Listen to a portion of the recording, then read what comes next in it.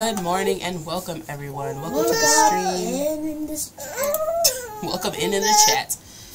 If you are catching this stream and you're seeing what's on your screen right now, it is my shop, my Etsy shop. So you can say hi to me? Yes, no one's there yet, buddy. Excuse me. This stream is sponsored by me and my Etsy shop. So buy some merch. Just do it. That's your job. That's your role. Let me show you what I have in my shop. So I have mental health focused clothing and healing jewelry. That is what I've created in my Etsy shop. So we've got welcome to my cozy, loving, mental health focused shop. Shaka, say hi to me. Treat yourself to a daily reminder that you are the most important and amazing person in your life. Yes, DJ, I need you to wait, please. Thank you. All right, so here we have some of the items available in my shop. If you're popping in the chat, please drop a hello to my son DJ before he loses his noodles. And yeah, if you're interested in snagging some things from the shop, let me drop the link here. Little Good baby. morning, Lincoln. Why do Welcome you in want the chat. to take my headphones? All right, it's gonna be this kind of morning. Okay, well, here we are. It's me and Diana. It's a me and Diana kind of day. Welcome back, Diana. Thank you for being here. Thanks so much for having me. Of course. It is my pleasure and honor. Jones, welcome in the chat. Remember, I allow you all to claim first now. Well, you could guys say good morning, DJ. Thank you, everyone, for saying good morning to DJ. Let's go. But yeah, so today Diana and I are going to be talking about the villainization of the color black. There's a specific article that we're going to be referring to. If you have any questions or want to see the article, I will link it below in the chat. If you're catching this replay on YouTube, this is essentially going to be a video podcast. And don't feel compelled to watch the video, just listen in. I'll be continuing to post kind of shorter, more condensed versions of these daily chats on YouTube as well, as my time permits. So yeah, subscribe to my YouTube channel, y'all. Anywho, hello to everyone in the chat. Hello, Jones. Hello, Woozy. Hello, Shaka. Hello, Lincoln. Thank you for being here. If you haven't already, subscribe to my YouTube channel. It's free. Seriously, y'all. Just hit a little button. Ding, ding. Just do it. Just do it. It's that simple. Good morning, everybody in the chat that I'm not able to see. Good morning, DJ. Diana says good morning. Oh my goodness, he is full of energy this morning, and I love it. He's got a lot. He's got a lot. He's overflowing. Oh my goodness. So yeah, we were referring to the article. It's called "The Color Psychology of Black," and that's something that Doña and I were literally just kind of perusing just a few minutes before we hopped on here. So if it ends up kind of taking a left turn towards the middle or end of it, we are not even aware of that yet because we haven't gotten that far. We just started kind of getting some background information from it, but it's really I like some of the information that it drops in there. I think it's really interesting just in terms of how it starts out with the fact that black is not a primary color, not even something that is part of the color wheel, essentially, right? It's not on our color wheel. It's not primary, secondary, or tertiary. It's and yeah, it goes on to explain it. It's really black is the definition of absorbing all light in the color spectrum. But yeah, it's something that I don't think is very hard for anybody to recognize how at least in our society, in Western culture specifically, it's used frequently with very negative connotations. As we were just talking about, kind of just villainizing this, the color black, particularly in comparison to to white.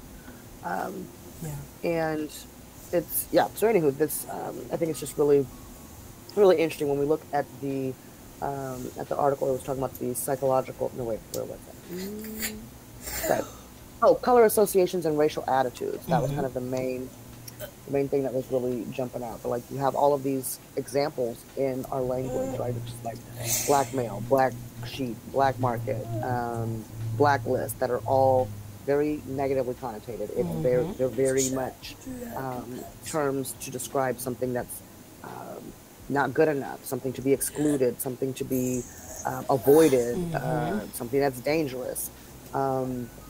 It's really again, they just all have really negative connotations of removing people or removing anything associated with that. Right. But you know, these terms are all usually used in reference to people, right? Like, oh, you've been blacklisted, you've been blackballed, you're the black sheep of the family. You don't belong, basically. Is how these terms are really, is a lot of what they're, you know, they're kind of how they're used, I should say. Yeah, that's the message that they're communicating. Yeah. And like you mentioned, it's very, very common, and I don't think people have really taken a moment to kind of pause and recognize just how often we use these terms that, you know, have the prefix black. And how much that not only relates to the further support of colorism amongst black people and all other nationalities, but also just how, you know, that further supports the division and the comparison between, you know, light and dark. I mean, the article goes on to say, which is, you know, something that that we're all familiar with, but maybe haven't noticed, you know, that people in media and movies and etc., villains literally are always wearing black, or, you know, seem to be dark or shady or, you know, whatever. And this is something that always happens, you know. Excuse me. It's like the person who's lurking in the darkness, or, you know, the contrast to that is that angels are always wearing white, you know. The people who are wearing white are seen to be like pure, and not only pure but good. You know, there's that dynamic between the two, you know. And I know there are examples of superheroes or whoever who wear black, like Batman, but in the grand scheme of things, most things that are associated, or most ideas or concepts or whatever that are associated with the color black, are seen as bad, lesser than, dirty, just so many different things. And I don't think people really understand, or good morning, Fergie, welcome in, love. I don't think people really understand or recognize how much that impacts black people, period. You know, and the fact that we are almost, you know, we're seen as a lot of these things just because we are black. And then for those of us who are darker complected, the stigma is even higher. You know what I mean? Like, I've definitely seen people who are darker complected than myself, who are black, experience getting treated like lesser than because they're darker complected.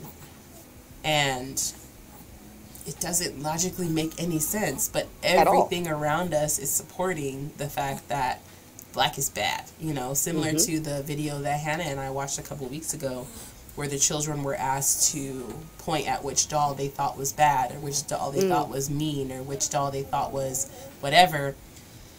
And then the realization on their little faces when they were asked, you know, which doll do you think looks more like you? And they pointed at the black doll. And it was heavy. It was really, really heavy. Yeah.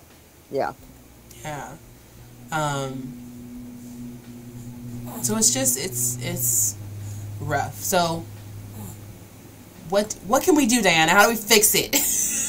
Well, give me a 3-step plan. Schnitzel, that is a big question. Whoa, and we're only, 8-10 minutes into this? Right? Whoa. We're getting straight to solutions, y'all. How do we fix it? Straight to solutions. Solution focused. All right. Or what are your ideas? What are your thoughts? I'm not well versed in solution focused therapy. No, okay. All right. Anyway, let me stop.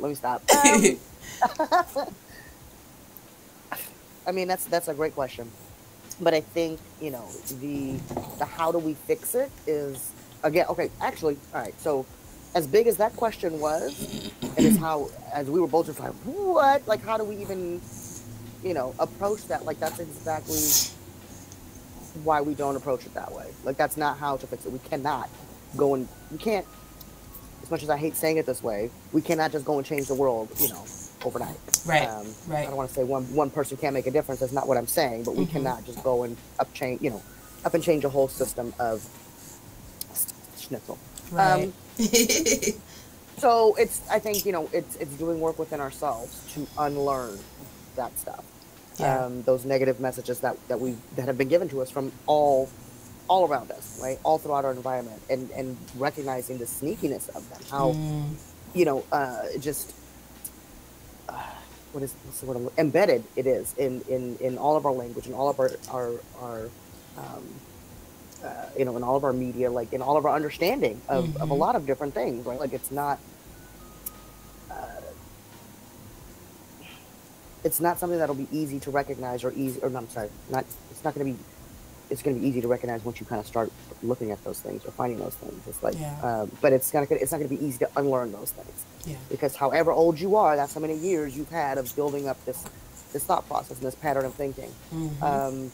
And so unlearning those things is going to be, it takes time and it takes effort. And yeah, I think it's changing your own perspective, because you're not going to be able, it's the only thing you have control over is your own perspective. And so I think that to me, that's where the work can be done in kind of removing, removing that negativity and that negative connotation that has been attached to blackness, and just trying to, how to do that, I'm not sure yet, but it starts with, I think, it starts within ourselves, and within our communities. I agree. It really just comes down to being intentional, and first coming to a level of awareness of how much it has impacted, the way that we interact with people, the language that we use, and things like that. And then also, for those extremely talented people who write or illustrate, then they can use their platforms and use their skills to further do the work of, it's definitely really, really beautiful to see how many more people are just animating Black people, period, now. You know what I mean? And even though it's starting off with, them just doing it on their own with their own series or whatever, and it's not necessarily mainstream yet, slowly but surely it will become more mainstream. Why? Because more people are doing it, period. So the more people that are, illustrating Black people, and perhaps even, illustrating their villains in colors other than black, even if the villains are, not Black people or are Black people, illustrating the villains in different colors, will also just kind of help support this, our push back and our push in the other direction. Really quickly, Lincoln asked, is the vilification, that's the correct word, not what I wrote, is the vilification of the color Black more of a multicultural issue? I've been in Africa and the Middle East, where white is as much religious as it is prestigious. Totally agree, Lincoln. That was actually a part of the article that we read as well, that, on the West, where we are, the color Black is associated with death, whereas overseas in, like, China, for example, the color white is associated with death. So it's definitely,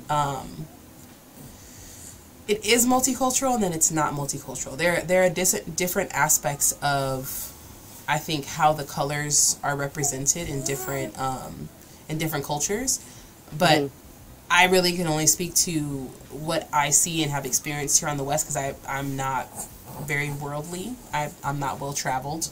I really haven't been anywhere else, sir. Thank you. So, but yeah, I definitely believe that that if we were to dig a little deeper and look into, the impact or the prevalence of this in other cultures, we probably would find something different. LuLaRoe, if you're still here in the chat, thank you for being here. LuLaRoe's going through some struggles right now, but I appreciate you being here in the chat. Sending you love. Yes. But yeah, so intention. Not only in the things that we say, but also in the things that we support. Like, as of the last, I don't know, it's been a while, 5 or 6 months, I would say, I completely stopped shopping on Amazon. Like, I don't buy from Amazon anymore at all. If I have to buy something online, I'll go to eBay or like Walmart.com, or if I can find it in someone's Etsy shop, I'll do that. But I stopped purchasing things on Amazon. Why? Because the quickest way, honestly, for us to make an impact is with our dollars. So absolutely, if we were to just stop, going to movies, or to stop watching certain videos or streaming platforms or whatever that supported these kinds of things, or just that showed them, period, that would be one of the quickest ways to enact change, because we pay, literally, that's why it's called paying attention. We pay with our attention, and we pay with our actual dollars. And that's one of the toughest things to kind of convince people to switch up, because is Amazon convenient? Abso-freaking-lutely. And they make, I'm sure they are the most convenient. Yeah. That's a part of their business model, I'm sure. But in order to remain so convenient and so appealing to the people, they have to cut all kinds of corners. I mean, there is no reason on earth why Amazon employees should make minimum wage. I don't care what state, I don't care where they are on this planet. There's no reason why they should make minimum wage. Like, no reason at all. It's, yeah. Welcome in, Raylene. But, yeah, like, it doesn't make any sense that you are a part of one of the largest organizations on Earth, not just in America, but on Earth, and you are still paid peanuts. That doesn't make any sense. Right. When the company literally could not exist or operate without you. Right. But again, people are down to support convenience, and oftentimes that surface level of convenience makes it really easy for them to kind of shield their eyes, or just kind of do this to all the other stuff that's happening within the organization or the company or whatever, because it's like, oh well, that doesn't directly impact me. And it's like, but it does. It absolutely directly impacts you. You might not be able to see the direct impact easily, or maybe you're trying not to. But the way that those companies treat their employees and the way that they show up in the world impacts all of us, because other companies are using them as a business model. Right. That's the goal. They're shooting for that. Yeah. Because they're thinking, well, look at Amazon's profits. Look at how they've dominated this, and this. That's who I want to be. Everything is profits driven. It's profits over people, and it's just Exactly. It's very much so profit over people.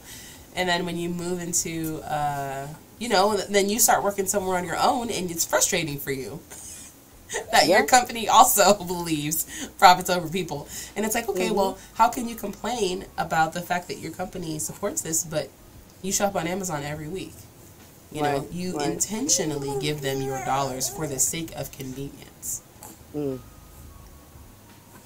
Yeah. It's just, I mean, we really have to take a moment and think, how can I, as a consumer, in a highly capitalistic society, impact the world around me? The answer is always going to be with your dollar, with your attention and your dollar. Absolutely. Absolutely. That's it. So honestly, when it comes to, changing the world, that's the answer. It is. That's but how do we use our dollars to, de-vilify? Unvilify? Okay, I go to school. De-vilify? I don't know. Blackness. I think it's de-vilify. I don't know. We're going to go with that one. I like math, okay? I don't. Words are my thing, and I'm not finding it, so that's okay. Y'all know what I meant, so it's fine. That's all that matters as far as I'm concerned. We knew. We know. But yeah, in what, I don't know. How do you, I don't know, how do you take dollars away from language? Well, where is language the most used and supported?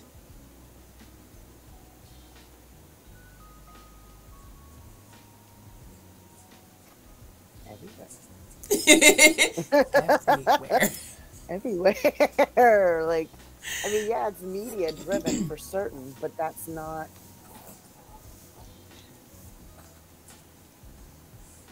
enough. Like, you know, even if we were able to boycott all the media that kind of perpetuates these, you know, these negative connotations, it's so deeply embedded in all of our language and all of our understanding of the world, like how we have come to categorize and think of things in the world. How do we undo that? Like, how do we freaking neuralize everybody to forget those things? Right. Like, that was the only thing I could think of to, like, get, you know what I mean? Like, how do we, I don't know, you know? And so it's like, I don't know.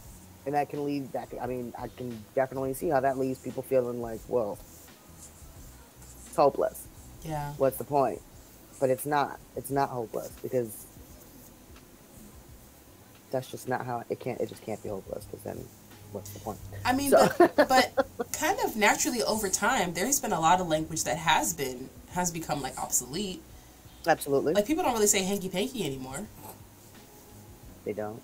I'm just playing. I mean, I said it last week, but I'm just kidding. I'm just kidding. No. I get what you mean. But you know what I mean? Like, right. there are certain terms that are considered like terms of the times that have kind of over the years just become more and more obsolete and more, or less and less used. Because people stop using them. And, you know, I think hanky panky was supposed to mean like sex or something. Or like doing the dirty. The hanky panky. You gotta say it like that. You can't just say hanky panky. You gotta be like hanky panky. Gotta have eyebrows involved. You gotta have the eyebrows. Don't forget the eyebrows.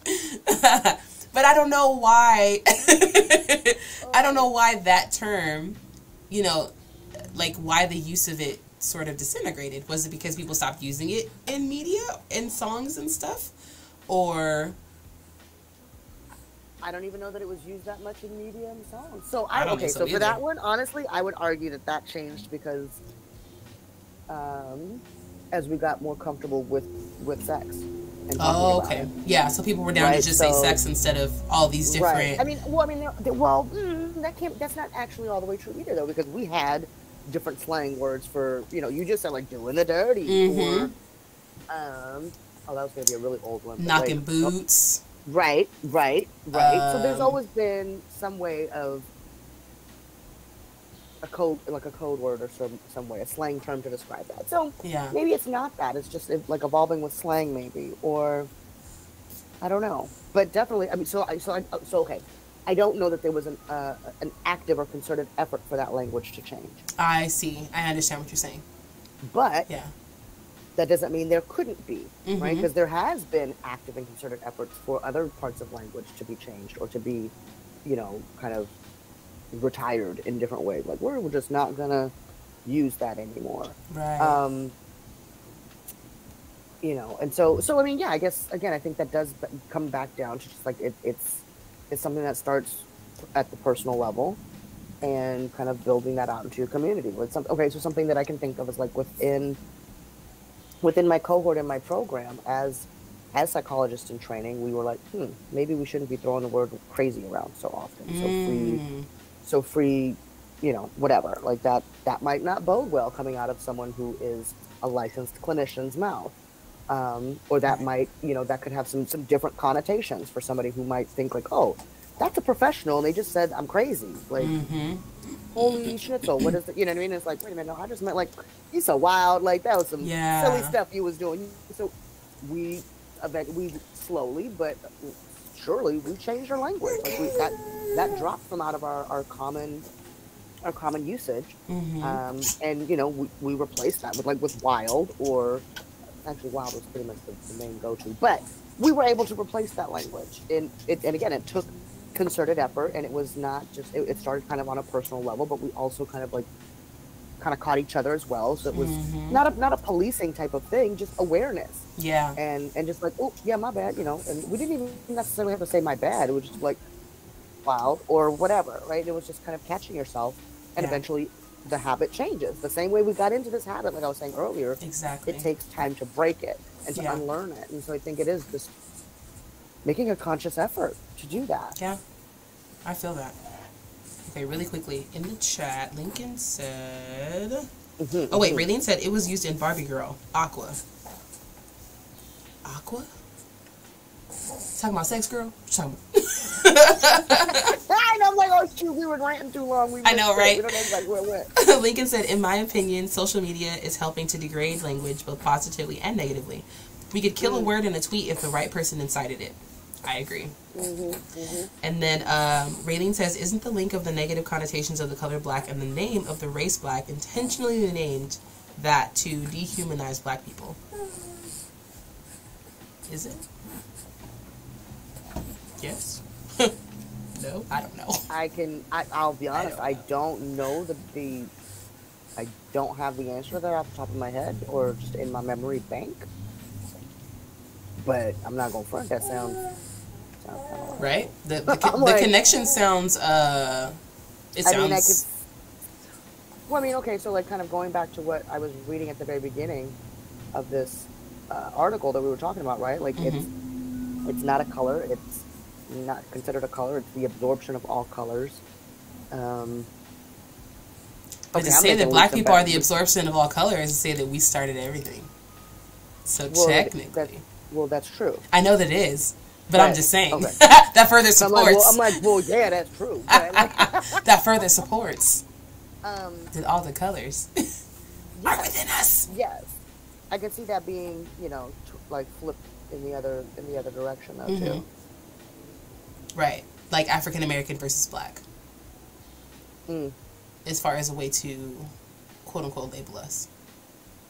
Well, I was thinking of like, I think it was Raylene that made that comment, right, about just kind of dehumanizing, right? So blackness being dehumanizing in terms of it's devoid of all color or light or whatever. So I don't know.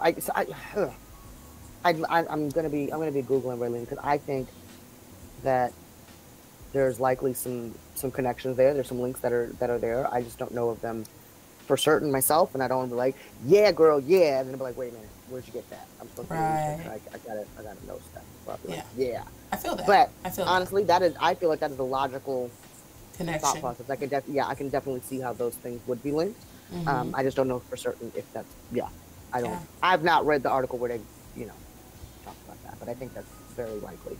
Yeah. But I think just to your point, as far as what you were saying about, you and your fellow clinicians in training not using the term crazy, the thing immediately came to mind for me was people so freely using the term OCD to not mean, they do not mean the mental illness of obsessive compulsive disorder, because for some reason, and I'm not even sure how, OCD has become connected to someone with a high desire to be like tidy. And it even takes me back to something else that I was reading. We were talking about grief the other day, and it turns out that the person who created or defined the 5 stages of grief, they weren't even describing the 5 stages of grief as far as grief connected to the death of a person. They were talking about grief connected to yourself when you find out that you have a terminal illness. Wow. Yeah, so, which that makes a lot more sense as far as... Yeah, no, as soon as you said it, I'm like, oh. Yeah, so people have... Yeah, so people have said that, of course, that those 5 stages are outdated, but they were never really even relevant in the first place, the way that people use them. Right, yeah, because I remember, I think it was Raylene, or maybe it was Hannah at the time, who said, surprised to say that they're not in order, and that, you can experience anger at any point. And, what's up, buddy? I need to put the guinea pigs in the cage. What do you mean in the cage? The guinea pigs. We're not doing that right now, dude. You need help, and I'm busy. We can do it when I'm done.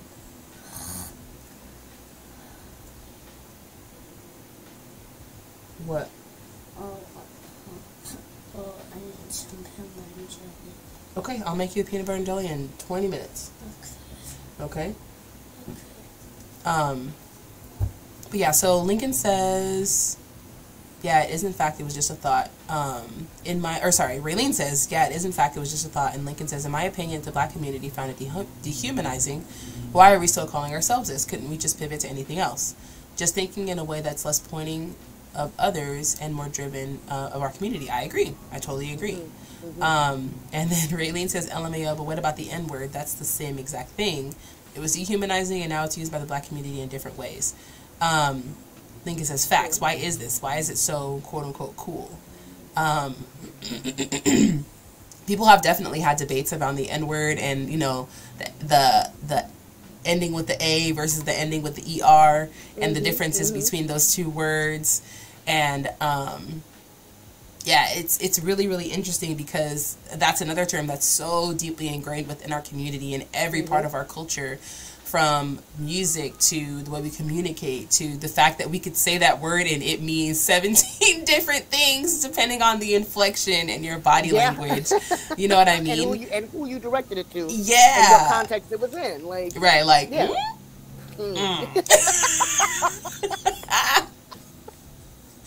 And then Lincoln says, if we say we own the word, then we own all meanings of that word. I feel that it's just stupid as hell, though. I feel you, Lincoln, and I definitely can understand your opinion on that. I feel like that when it's a really great way to connect it to, as far as, like you said, like if we as black people feel like being called black is dehumanizing, again, we could as a community pivot to something else, just like anything else, literally. Anything. I mean, yeah, it would just be an effort of being really intentional with our communication, as well as like Diana is mentioning, not so much like here's the place where we mess up when it comes to communication. So if Diana and all of her co-clinicians in training were like, yo, you said crazy, you're tripping, like you're a terrible person, and I believe that you need to get it together, versus, hey, you just said crazy, what other word could you have used? There's a difference between calling someone out and berating them and calling someone out for the purpose of, let me remind you that this is something that we are working to change. Yeah. You know? Lincoln says, we need to be more communal and less defensive at others. Let's just make the change together. I agree. I totally agree. Exactly that. I mean, the problem is exactly what you were just saying. Yeah. We are scattered as a community, though we act like we are one. I agree. I mean, there are so many different aspects to this in which black people come together as a community when it's convenient, but other times when we really need each other to kind of lean on each other, we're just not there. And I think that really comes from, a lot of it has to do with, our inability to, first and foremost, I think we were talking about this last time, Diana, I'm not sure, like us growing up with mothers, fathers, aunts, uncle, grandfathers who insult us or tease us as a way to share or show their love, right? Or support or whatever. Those are the kinds of things that still run rampant in our communities, which make it really difficult for us to actually genuinely support each other. Because on one hand, people are going to say, oh, that's just Diana, like, that's just the way she is. You know that she loves you, blah, blah, blah, blah. And then other people are going to be like, nah, she needs to get it together because that doesn't feel like love to me. You know, why can't she just say, I love you, or say, I support you? Like, why do we have to have this roundabout way of communicating with each other, you know? And in both of those instances, nobody came and told Diana anything that Diana was doing that was, you know what I mean? Like, exactly. So yeah, there's no communication. Like, there's no follow through with that communication. Exactly. Lincoln says, in my opinion, I feel the problem of us not coming together when needed is because fear of weakness. Other cultures definitely unite all the time. Look at the January 4th event. I have no idea what you're talking about, love. Please enlighten us. If it was maybe January 6th. I don't know. He said, look at the January 4th event. The only thing that I know of in January, that was an event where people got to, I'm just thinking of the daggone riot at the Capitol. He said 6th. 6th, my bad. Yeah, that's the one. Yeah, that's it. Okay. When all the far-right folks got together and tried to overthrow the government, essentially. Yeah. They get that. You know that one? You know that one? Yeah. Yeah. No big deal. Just try to overthrow the government. Super casually. Super cash. Just a regular Super Tuesday. cash. You know? Raylene says, it's really difficult for an entire community to agree on something. There's people within the Black community who agree or disagree, but it's all individual people because we're human. I feel like people need to stop seeing communities as a hive mind. There's shared experiences, but being Black doesn't mean you're every Black person. That's very true. Absolutely. Absolutely. No community is a monolith, like, at all. Right. But, like, yeah, I feel like it's, and I think she kind of alluded to that as well. Like, yes, we are all individuals, but I think the communal part needs to be where we come together and understand that we have shared values. Mm-hmm. We may have different ideas of how to live our life according to those values, right, or how to, reach certain goals or what have you. And that's where a lot of the individual differences come in. But if we can figure out a way to get on the same page, to understand, not even to get on the same page, because I think we're on the same page, just to truly become aware that we all share similar core values, even if it's just one, right, of just wanting to have community with, like, just wanting to have a full community. Yeah. Like, that's a shared value. Yeah. Like, that in itself, I think that's an important first step. It's not enough, of course, but I think it's an important first step. Yeah, like, there's a certain part of me that feels community with every type of Black person. It doesn't matter if you are the type at the grocery store that's, like, yelling at the cashier because the limes said they were 25 cents, but they charged you 35 cents. Like, I still feel community with that Black person because they are Black. Just because of the fact that I don't agree about yelling about the limes, because they're trying to communicate, the fact that it was wrong. I might have gone about that differently, but... Right. Like, my way of going through that would have been different. However, I feel connected to Black people because they are Black. And I can totally see that we are not a monolith. And that's what I appreciate about us so much, is the fact that we have so much diversity just within our community alone. And I see it as me being able to not only connect with other Black people, but also learn so much from other Black people without feeling like I have to go outside of our community to do so. I mean, and this just, like, trickles into representation. And the fact that if I wanted to find a life coach mentor, like, I want to find another Black person as a mentor. I don't want to have to go and find some random, whoever, because of our shared experiences and because of the fact that we share being Black, I know that certain values are going to be, and again, like Diana mentioned, not even as us being a monolith and seeing everything the same exact way, but it would be easier for me to see the perspective of another Black person than anyone else in any other culture. Lincoln says it's akin to nation-state version of a citizen. To a nation-state version of a citizen. What do you mean, Lincoln? Raylene says, yes, it'd be great to have more community. Lincoln says, it's the only way to fix this concern. After over 30 years of hearing stuff like this in echo chambers, but we are not collectively doing anything about it. And then Raylene says, exactly. And this is where the communication or the conversation always goes, right? We need to do more. We need to do this. We need to do that. But it's like we get to a certain point of, like, rallying the troops and then we fizzle out. Because I don't know if it's because we don't see the results that we want quickly enough, or I don't know. I don't know specifically what it is, because, this is only my 31st year of life. So I would say that in the past 5 or 6 years, this has become a little bit more, kind of prevalent to me in my life. As far as Black people coming together as more of a community. But I mean, like, even with the conversations that I want to have with people, it's so much easier to find, like, mental health. And then when it comes to, like, Black people's mental health or mental health for Black people, like, it's so small and so, and it's just interesting because that tiny amount does not properly illustrate Black people as a whole.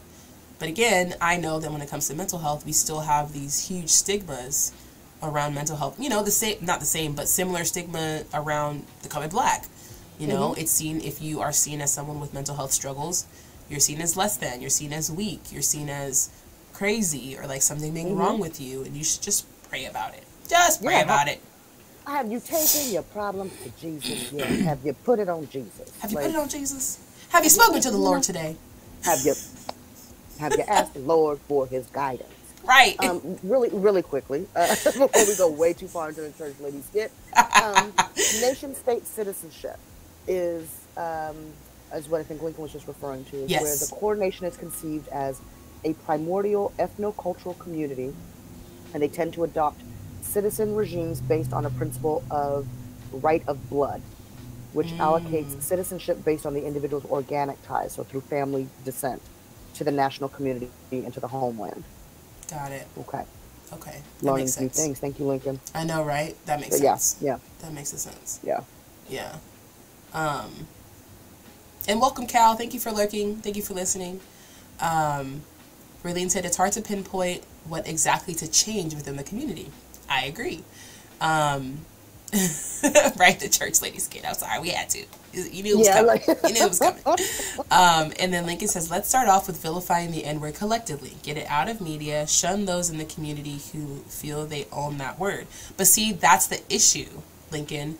To shun those who use the word creates further animosity amongst the people. And division. The best way to support people in not saying that word is to call them out and give them an alternative. The struggle, of course, happens when you have people that are like, I don't see no reason not to say the word.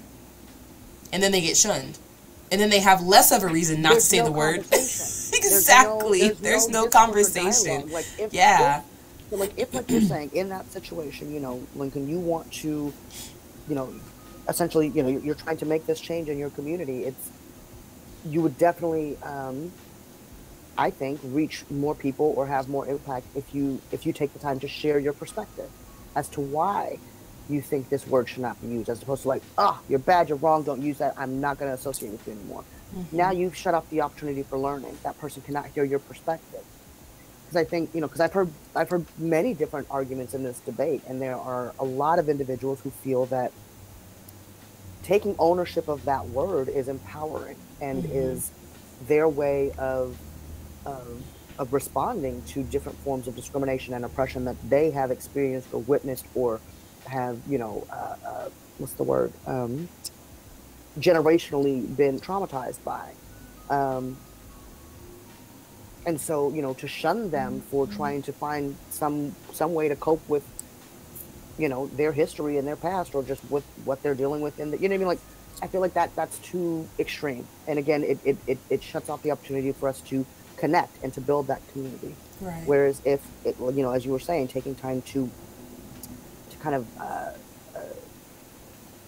to share with that person, as opposed to shunning them and cutting them off, having a conversation, or at least just sharing your point, even whether or not they're willing to listen or absorb it, in that moment, is up to them. But you've at least done your part of trying to include somebody in your thought process, as opposed to shunning them from the community in general, right? And yeah, I don't know. It's just my thought on that. Yeah. So Raylene says, yeah, that's the issue. That splits apart the community. And then Lincoln says, but calling someone out kind of shuns them, though. Re-education for those who already know what they are doing is a waste of time. Empowering through dehumanization makes sense. But again, we are assuming that they know what they're doing, and we are assuming and saying that re-education is a waste of time. But I mean, every single day we are being re-educated. You just re-educated us, or just educated us, period, on what you just shared as far as... Right. I had no idea what that meant, or how it was even connected to the conversation.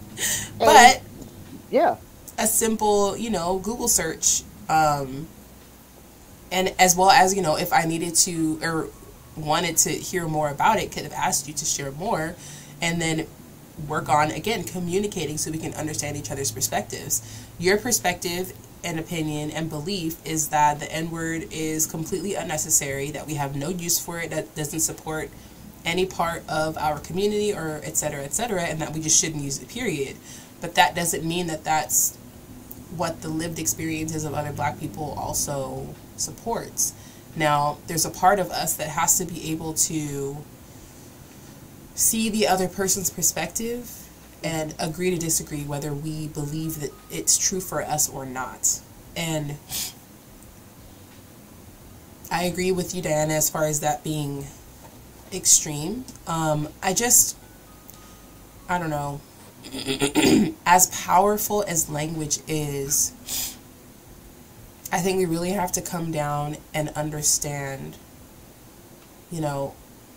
what this language is doing for our community. You know what I mean? Like, using terms like blackmail, blackball, etc., those are not benefiting our community at all. Supporting companies like Amazon, that's not supporting our community at all.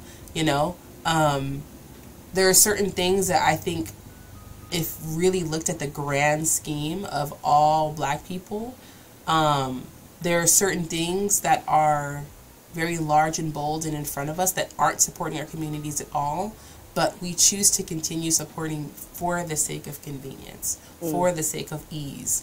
I would say that it's not even like, oh, well, Amazon is the only online grocery store that accepts EBT, because they're not. Like, I could see if that was their way in, but they're not, or Raylene says, let's just make our own language because fuck this. I agree. Why not start our own, like HelloFresh type company that does accept EBT? Like, why don't we have that already? It doesn't make any sense. Why do people who live in certain areas really have no access whatsoever to certain things? Because there are no institutions or companies or organizations that make it accessible. Raylene, EBT is it's money that you can use here in the U.S. specifically for food if you are below a certain income level, I believe. So Lincoln says, or we can own being American and fix the cultural issues with the English language. What do you mean, Lincoln? Yeah. So I'm sure it's probably called something else overseas, or, well, definitely called something else overseas if you're like, what's EBT? But I'm sure there's something similar that exists, or maybe not. Maybe not, yeah. Maybe overseas it's like, oh, you ain't got no money? No problem. We're just going to give you food. Because I don't know. We like people. I don't know. Right? We want people to eat. Yeah, that's a whole nother.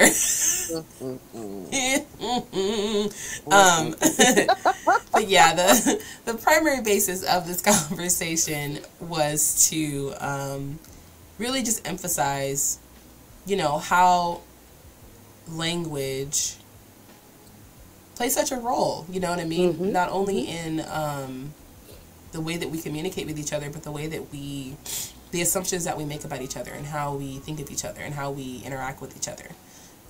Lincoln says, instead of trying to be quote-unquote something else, just integrate and own being part of a thing that a few don't want us being a part of. What? Please continue to elaborate, Lincoln, if you don't mind. I'm like, sorry, what? I didn't follow. I'm sorry. I'm a little lost. I want to follow, though. And I can't read it, so it makes it harder, because I was following what you were saying, so I'm like, wait. Right? So he said, in response to Raylene saying, let's just make our own language, because F this, first he said, or we can own being American and fix the cultural issues with the English language. And then he said, instead of trying to be something else, just integrate and own being part of a thing that a few don't want us being a part of.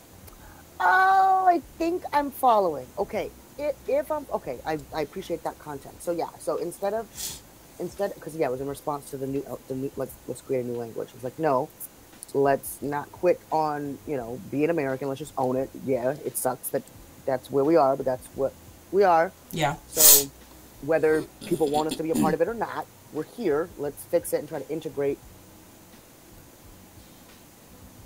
changes into this existing structure. Okay. Is what I'm taking from where I just got there. Okay. I'm picking up what you're putting down, Lincoln. Right. Let us know. Right. Oh, he said exactly. Okay. 1,000 points to Diana Robinson. Okay. No, and I agree because, well, I would love to make up a whole new language. That just sounds really fun. But I know, right? You know, that's a lot of work. And so I think... but we already have it's a lot our of own work language. regardless. ABE is a whole nother language. We have, you know, so it's, yeah. But I agree, like, trying to... I don't know. I can't hear both arguments. Like, just burn it down and start over. I get that, you know, but it's also like, wait a minute. Not all of what is existing is trash. Right. So not everything needs to be wheel, burnt down. You know, so it's like, I get both perspectives on that, and I think parts of me agree with both sides of that. And I think truly what this conversation kind of, or at least what I've taken from the conversation today that we've had, is just that it starts at home. It starts with yourself and with, the people that you have in your closest circle. Yeah. I hate to say this as cliche as it's going to sound, but be the change you want to see in the world. Like, that's kind of, it's not cliche. It's meaningful for a reason. Yeah. Because I feel like that's where it starts, and that's how we can start impacting change. Yeah. For things that are so embedded in this way that, for one, again, to actually see some changes, but also so that we don't get overwhelmed and discouraged. Just like, never mind, what's the point? I can't. Exactly. I can't do this, so I'm not going to even bother. And then we end up feeling very. That just creates a negative spiral of thought that leads to not good places. So yeah, I think doing the best that we can each day to live our lives according to the values that we have, and trying to implement these changes in our world. Because like one of the things I came across when looking at like the different terms for like of how Black is used in our language to just in negative connotations, it was something that I came across in I think it's in the world of publishing, where they have Black lists and white lists. And these are people that, like, blacklist is no, we're not going to publish that, or it's not a.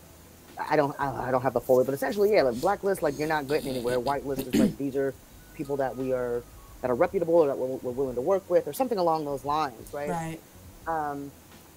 And so there's been an effort from what I gathered in my very brief perusing, that there's been an effort within that community to change that language and to change it from blacklists to block lists and allow lists, or deny list and something else list, to make it more descriptive of what it is you're trying to do, and take away, like, what is the actual point of this list? Right. Block these people, allow these people. Exactly. Simple. Right. And that takes away any types of feels that might come up from attaching those negative connotations to the word Black. Exactly. And the positive connotations to the word white.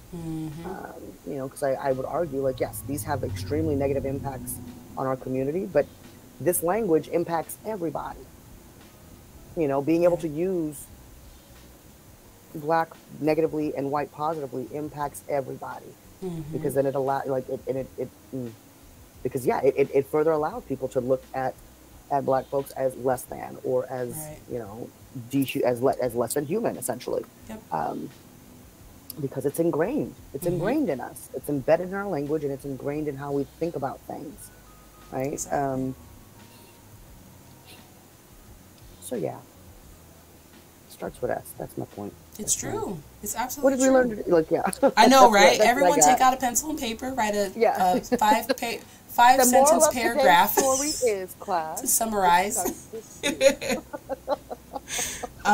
So Lincoln says, trying to create a counterculture doesn't fix the issue. Absolutely. All we got to do is start using that language. Really agrees and says, yeah. Language evolves through use and disuse. Absolutely. And then Raylene says, yes, I remember in the flip phone days, there was a blacklist and a whitelist, meaning the same exact thing, but with context. She said, I remember being like, question mark, question mark, question mark, question mark. And that was only like 8 years ago. Like, what? Exactly. And, to your point, Diana, as far as being the change that we want to see, I never imagined that over the past, 50 whatever days, I'd be waking up every morning and talking about mental health. This is not anything that I,